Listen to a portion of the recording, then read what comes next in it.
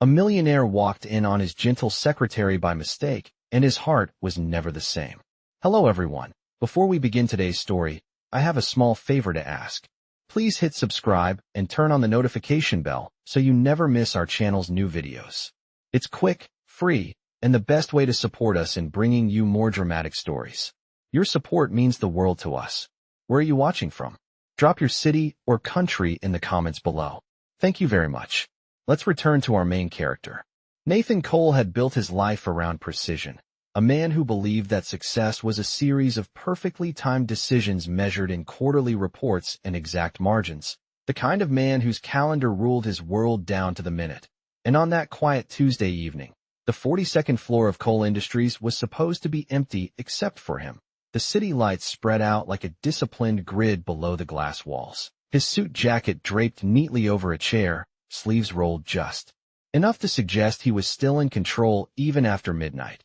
Because Nathan Cole did not make mistakes, not with contracts, not with people, and certainly not with doors. He had stayed late to review a merger draft that could redefine the company's future, his eyes tired but focused, coffee cooling untouched at his side, when a soft glow caught his attention from the auxiliary office down the hall, a space he rarely noticed, a room assigned to administrative overflow and storage, and without thinking, without checking the plaque beside the frame, he turned the handle and stepped inside, expecting an empty room and silence. Instead, he walked in on Emily Hart. She was seated at the small desk beneath the window, shoulders slightly hunched, the sleeves of her cardigan pulled over her hands as if the room were colder than it was, a neat stack of folders beside her, and an open notebook filled with careful handwriting. And for a heartbeat, neither of them moved. The air suspended in a moment that felt far more personal than it had any right to be, because Emily was not supposed to be seen like this.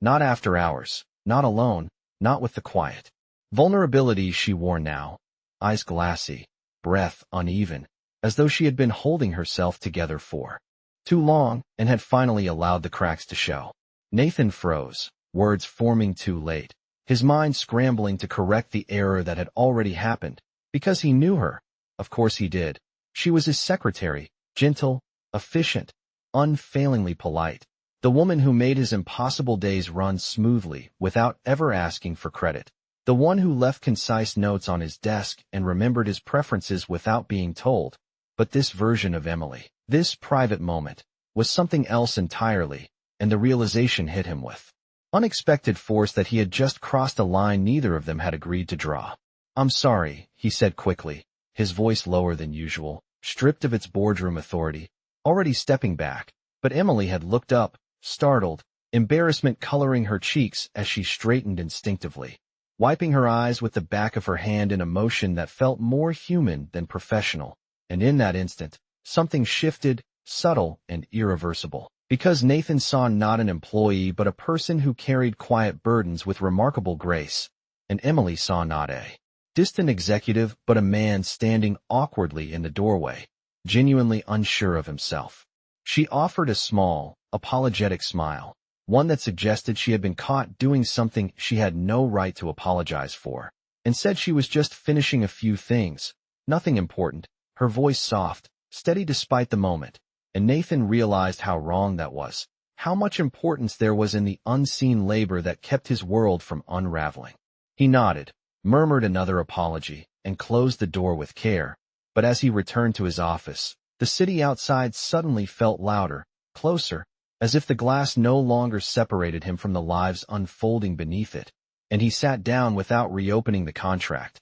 his thoughts circling back to the image of Emily alone at that desk, the careful handwriting, the quiet strength, the gentleness he had never truly noticed until now, understanding with a strange certainty that this mistake, this simple wrong door at the wrong time, had already changed something fundamental inside him, and the life he had so carefully controlled was about to move in a direction no spreadsheet could ever predict. The following morning, Nathan Cole arrived at the office earlier than usual, the sky still pale over Manhattan, the streets below barely awake. Yet his mind had already replayed the night before more times than he cared to admit, the image of Emily Hart sitting alone beneath that window refusing to loosen its grip on him, because it did not fit into any category he was used to managing. from a childhood where nothing had ever been guaranteed. Nathan sensed the tension without knowing its source, catching himself asking questions he had never asked before, noticing how late she stayed, how often she skipped lunch, how she never complained even when the workload doubled, and it unsettled him to realize how much of his success rested on someone who asked for so little in return. A subtle difference in how he listened, how he paused before speaking, how he sometimes asked for her opinion on matters that did not strictly require it. And while she answered with the same gentle professionalism, she carried a guarded awareness that attention from someone like him could be as dangerous as it was flattering. She had learned that survival meant keeping her head down, because the office rewarded visibility unevenly, and people in her position were often noticed only when something went wrong. Midweek, a quiet tension rippled through the administrative floor when a restructuring notice circulated among managers, its language vague but unmistakable: efficiency, streamlining, realignment, words that had ended too many jobs to be ignored. Emily saw it before most, not because she was included in the decision, but because she was trusted to organize the fallout, and she folded the knowledge away with practiced calm, choosing to continue as if nothing had changed, because panic had never paid her bills. Nathan read the same notice hours later and felt a sharp discomfort he had not expected, because for the first time, the abstract idea of cuts had a face, a voice, a presence he could picture sitting alone beneath a window late at night. He caught himself flipping through the notes she had prepared, seeing not just tasks but effort, seeing how much of the company's stability depended on someone whose job could be erased with a signature. That afternoon, he asked her to stay back after the last meeting, his tone neutral, professional, but the request sent a familiar knot through Emily's stomach as she wondered which version of this conversation she would be facing. They stood on opposite sides of his desk as the city outside shifted from gray to gold, and Nathan found himself choosing his words carefully, asking about her workload, her hours, her goals, questions no one had ever asked her in this building.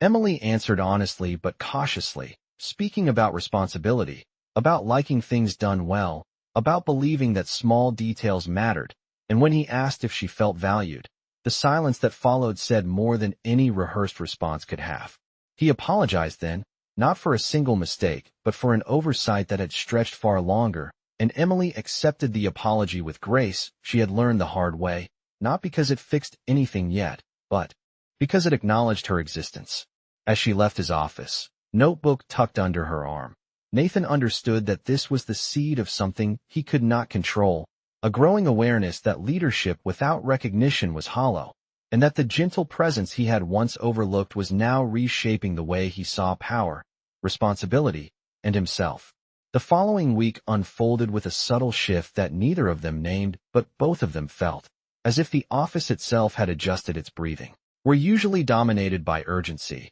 and he became acutely aware of how easily that balance could be disrupted. He chose his actions with care, ensuring every request remained respectful, every interaction grounded in professionalism, because the last thing he wanted was to compromise the trust that was forming so quietly. Emily, meanwhile, wrestled with a conflict she had never expected, appreciating the recognition while fearing the fragility of it, knowing that the office still operated under rules that rarely bent for someone in her position. When another restructuring update surfaced, more defined this time, she felt the familiar knot return, unsure whether the connection she felt would translate into protection or disappear the moment it became inconvenient. Nathan sensed the shift again, the tightening behind her polite smile, and this time he did not ignore it. He asked her to walk with him to the window, pointing out the city below, speaking not as a CEO issuing reassurance, but as a man acknowledging uncertainty, admitting that systems could fail people even when intentions were good. Emily listened, surprised by the honesty, and for the first time allowed herself to believe that being seen did not have to be a liability. As they returned to their work, both understood that what had begun as a mistake was becoming a choice, a deliberate step into unfamiliar territory where roles mattered less than respect, and where the quiet space between them held the promise of something neither had planned but neither could easily walk away from. The change became undeniable when Nathan invited Emily to accompany him outside the office for the first time, a working lunch framed as a scheduling necessity rather than a personal choice. and they walked together along a quiet street lined with small cafes where the noise of the city softened into something manageable. Emily chose a modest place without hesitation, a spot she knew by habit rather than trend, and Nathan noticed how naturally she fit there, greeting the server with familiarity, settling into the space as if it belonged to her in a way the glass tower never had. Over sandwiches and coffee, their conversation moved with an ease that surprised them both, drifting from deadlines to routines, from routines to the quiet ways people defined home, and Nathan found himself listening more than speaking, absorbing details he would once have dismissed as irrelevant. Emily spoke about her apartment across the river, about evenings spent organizing her thoughts the same way she organized her notebooks, about believing that order was a kindness she owed herself after years of unpredictability, and Nathan realized how distant his own life felt in comparison, measured in square footage and skyline views rather than comfort. When she asked him where he lived, he answered honestly but vaguely, aware of the gulf between penthouse luxury and the simplicity she described, and for the first time, the wealth he had accumulated felt less like an achievement and more like a barrier he did not know how to cross. As the weeks passed, these moments repeated in small, careful ways, shared rides after late meetings, conversations that lingered in hallways, laughter that came easier than either expected, and yet beneath it all, an unspoken tension remained, the awareness that their worlds did not align evenly. Emily noticed it in the subtle pauses when the cost of something came up, in the way Nathan offered solutions that assumed a level of security she had never known, and she learned to redirect gently, protecting her independence even as she allowed herself to enjoy the connection forming between them. Nathan, meanwhile, became acutely aware of how his resources shaped every interaction, how easily he could change circumstances with a gesture that would upend Emily's sense of earned stability, and the restraint he practiced became an act of respect rather than distance. One evening, after walking her to the subway entrance, Nathan watched Emily descend the stairs with her notebook tucked close, blending into the flow of commuters, and the contrast struck him sharply, his driver waiting at the curb,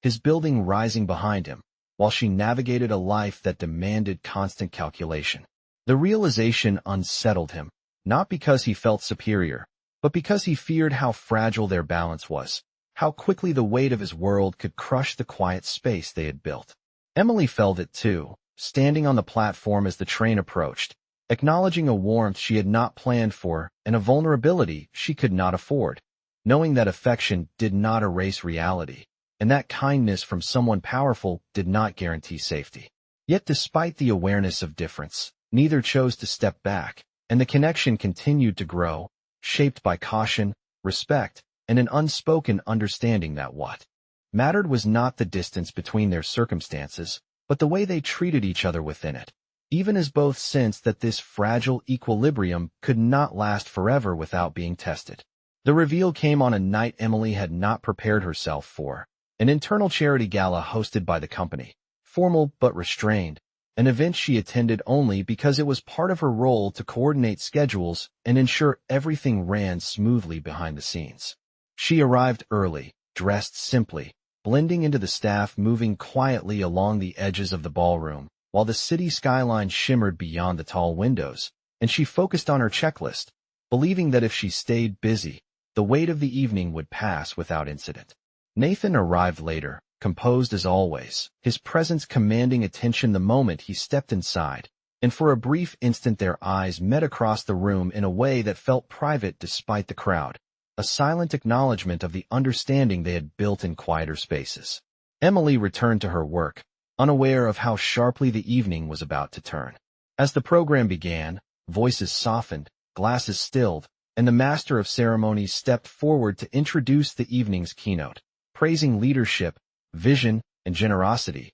words Emily had heard many times before without attaching them to a single person. Then the name was spoken clearly, Nathan Cole, founder and chief executive officer, and the room responded immediately, applause rising, heads turning, attention converging on the man stepping onto the stage. Emily froze, the words landing with a clarity that stripped the air from her lungs, because in that moment, the careful balance she had believed existed shattered under the weight of public truth. She had known he was important, powerful, but hearing the full measure of his authority announced so openly reframed every quiet conversation, every shared walk, every moment she had believed existed between two people rather than two positions. Nathan spoke with ease, his voice steady, his remarks measured and sincere, but Emily barely heard them, her thoughts racing through weeks of interaction now recast in a harsher light, wondering where honesty had ended and omission had begun.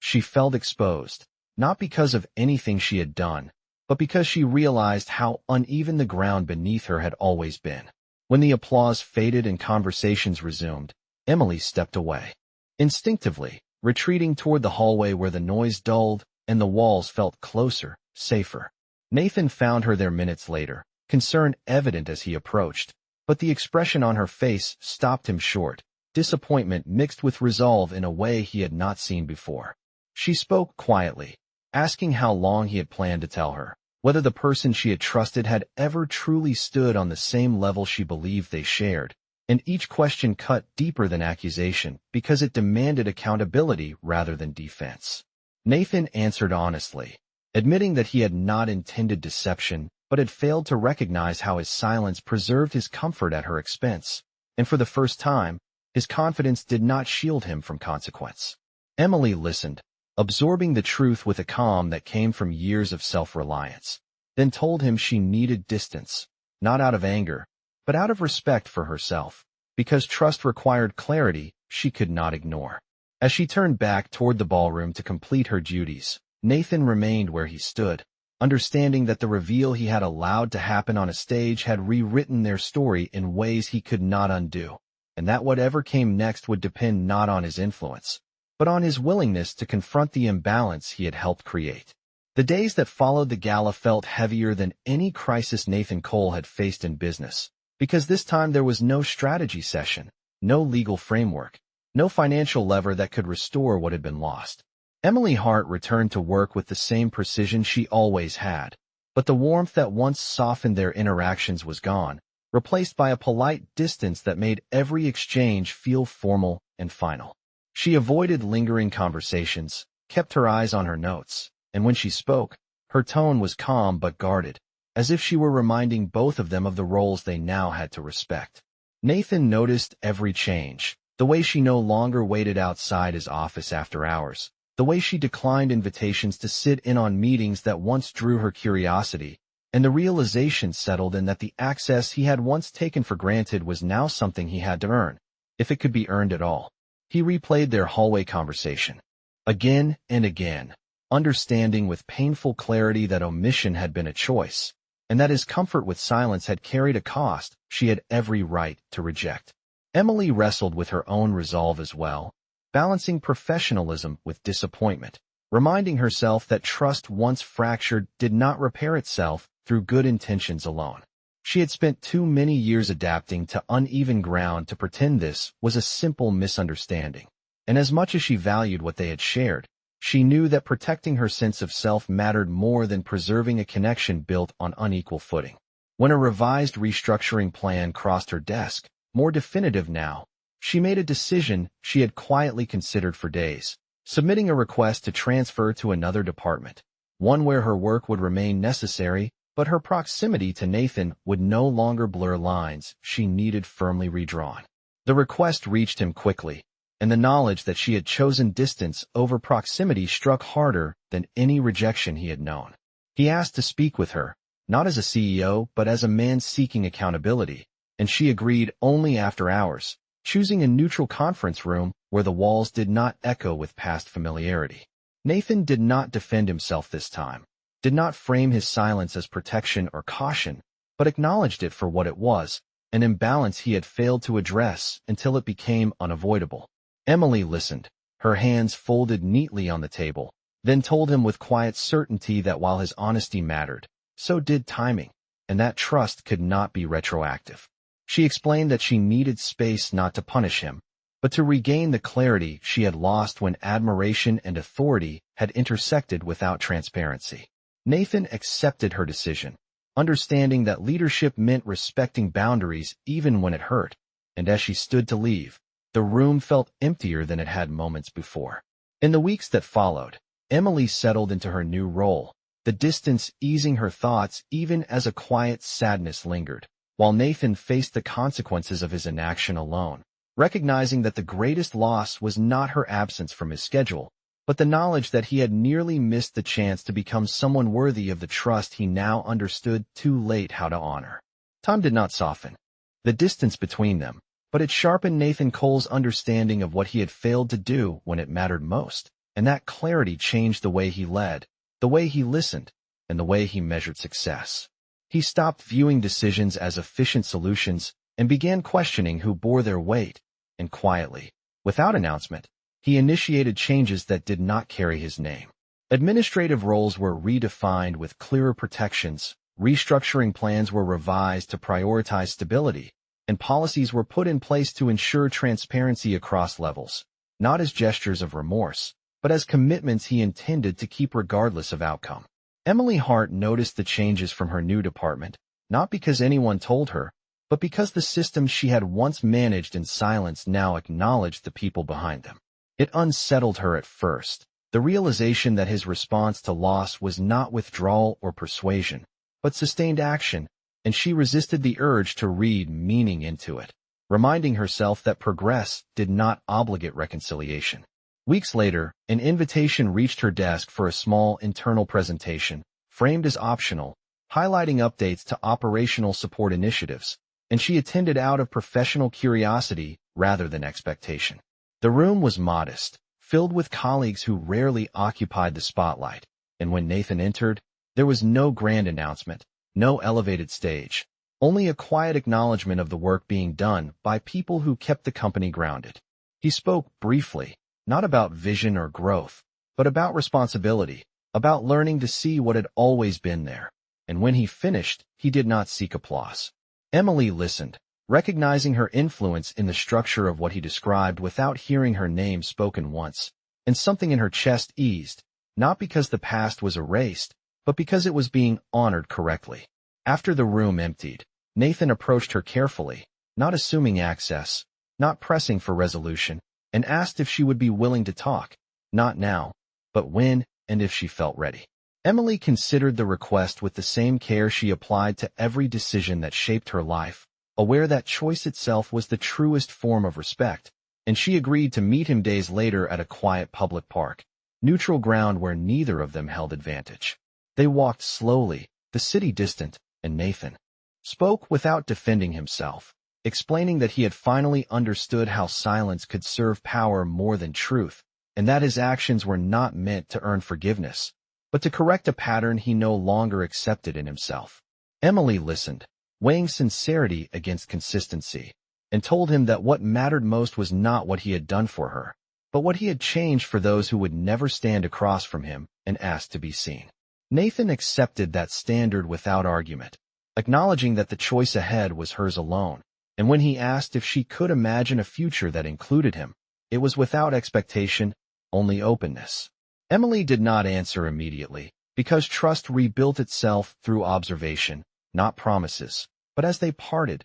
she knew that the question he had finally asked was the right one, and that whatever she chose next would be grounded not in imbalance, but in mutual respect she could now recognize and claim. The seasons shifted almost without notice, and with them came a quiet certainty that some changes, once set in motion, did not reverse but matured, and Emily Hart felt that truth settle into her life as she continued to observe the consistency of Nathan Cole's actions over time. He did not return to old habits, did not relax the standards he had redefined when attention drifted elsewhere, and the reforms he had implemented endured scrutiny without his constant presence, a sign that they were not built to impress, but to last. Emily watched from a distance she now chose rather than endured, measuring his leadership not by words or gestures directed at her, but by the stability experienced by people whose names never appeared in headlines. When Nathan invited her to join a cross-functional initiative months later,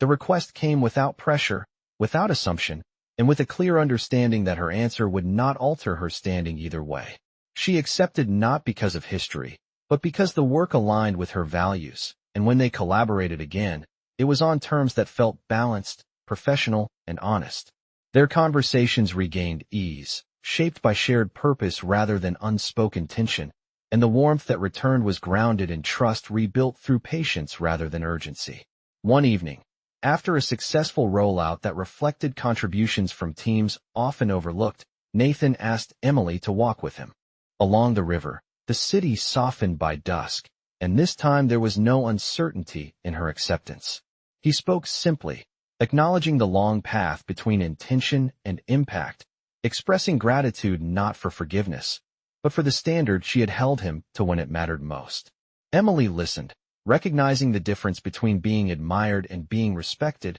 and told him that what had changed was not his position, but his willingness to share responsibility without control. When Nathan asked if she would consider a future together, it was with an understanding that her independence was not a condition to be negotiated, but a foundation to be honored. Emily took her time, not because she doubted her feelings, but because she trusted herself enough to choose deliberately, and when she said yes, it was with clarity, knowing that love rooted in equality required intention every day. Their commitment unfolded quietly, marked not by spectacle but by continuity, shared mornings, steady partnership, and a mutual refusal to return to imbalance. In time, the story of a single mistake became something else entirely, a reminder that growth often begins where certainty ends, and that the most meaningful transformations are not announced, but lived, as Nathan and Emily moved forward together, aware of the past, grounded in the present, and committed to a future shaped by respect they had both learned to claim and to give.